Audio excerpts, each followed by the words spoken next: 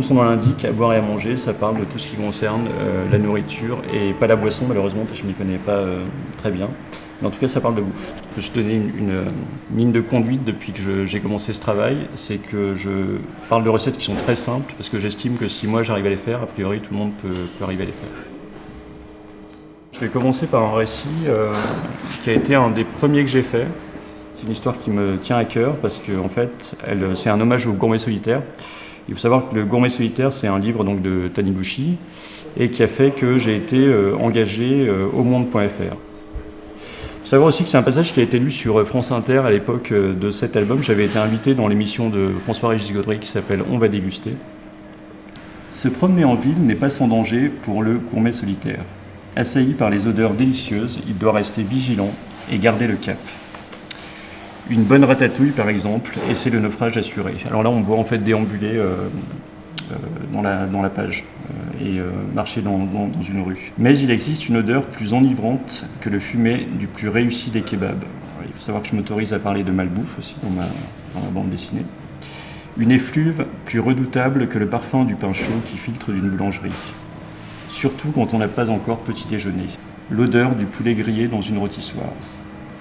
La peau craquelée, salée, luisante de beurre, rotation lente et inexorable. Là, on me voit en train de baver devant un poulet rôti, mais c'est vu du point de vue du poulet rôti, donc c'est assez habile. Même les plus intrépides marins de la gastronomie ont cédé au chant de ces sirènes. Donc j'avais essayé de faire un peu un style, quand je fais une voix off et tout ça, un truc un peu littéraire, quoi. Donc ça c'est le dernier livre qui est sorti, qui s'appelle Les enquêtes gastronomiques à Lyon.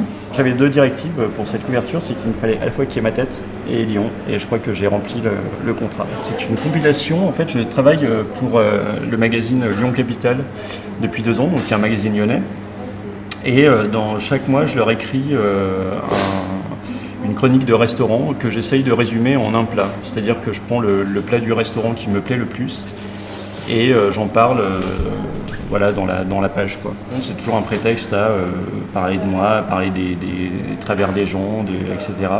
Et il y a une planche sur le restaurant où nous sommes actuellement, qui s'appelle le Stammtisch, qui est un restaurant de spécialité alsacienne. Le soir, ils font des tartes flambées.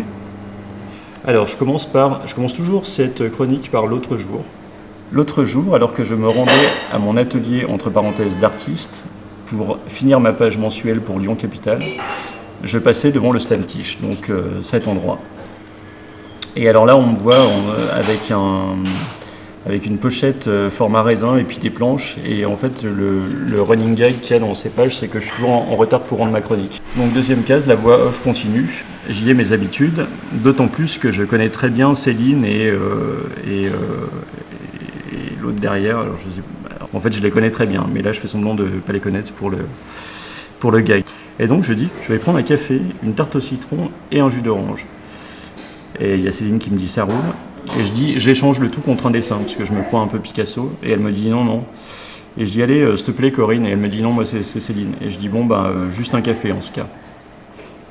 La voix off continue, où là on voit une tarte flambée en fait, qui prend les 2 cases, les 2 prochaines cases. Je dis, le soir, on y mange de délicieuses. Et là, il y a plusieurs fois barré le mot Flamenkeus, parce que je ne sais pas comment on l'écrit. Et j'ai dit tarte flambée à partager entre amis. L'original est celle que je préfère, avec sa pâte croustillante et sa garniture délicatement fumée. La bande dessinée continue. Pourtant, le plat que je mange le plus souvent ici n'est curieusement pas une spécialité alsacienne, mais un dessert anglais. Et là, on me voit en train de dire, bon, en fait, je vais prendre un banoffee, s'il te plaît. Et elle me dit, évidemment que tu prends un banoffee. Moi, je dis, non, mais je reste pas. Hein. Et elle me dit, bien sûr que non. Quand je fais une pause ou sur le chemin de mon atelier, je ne loupe pas une occasion d'y goûter. Imaginez une pâte craquante refermant un cœur moelleux de caramel et banane, surmonté d'une épaisse couche de crème fouettée subtilement chocolatée. D'habitude, je ne suis pas très dessert, mais là, 3 petits points de suspension.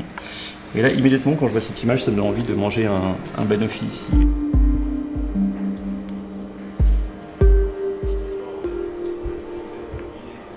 On m'a beaucoup parlé de comment est-ce que j'arrivais à rendre la nourriture appétissante en dessin. Et je crois en fait que déjà, il y a 2 choses qui se passent. C'est que quand le lecteur voit dans mes bandes dessinées les aliments comme je les dessine de manière très simple, On se dit, bon, a priori, ce résultat, je peux arriver à l'avoir dans mon assiette et à le retrouver. Par contre, pour le côté appétissant, j'ai la couleur déjà qui ajoute beaucoup. J'aime bien faire les petits reflets. Quand j'étais petit, j'étais assez marqué par les sangliers qu'il y avait à la fin des banquets dans Astérix et Obélix. Et tu les vois toujours luisants et dorés, étincelants. Voilà. D'ailleurs, j'ai utilisé ce procédé pour le poulet rôti, là, pour la page du poulet rôti, où je montre ce poulet rôti qui brille de mille feux. Donc déjà, ça peut rendre appétissant à la couleur. Et puis ensuite, je mets encore une fois beaucoup d'écrits dans mes bandes dessinées. Et du coup, je rajoute plein de flèches descriptives et j'ai tout un tas d'adjectifs gourmands. On a de la chance d'avoir la langue française pour ça, parce qu'elle est très très riche là-dedans. Et du coup, voilà, je peux décrire les plats et l'imagination du lecteur fait le reste.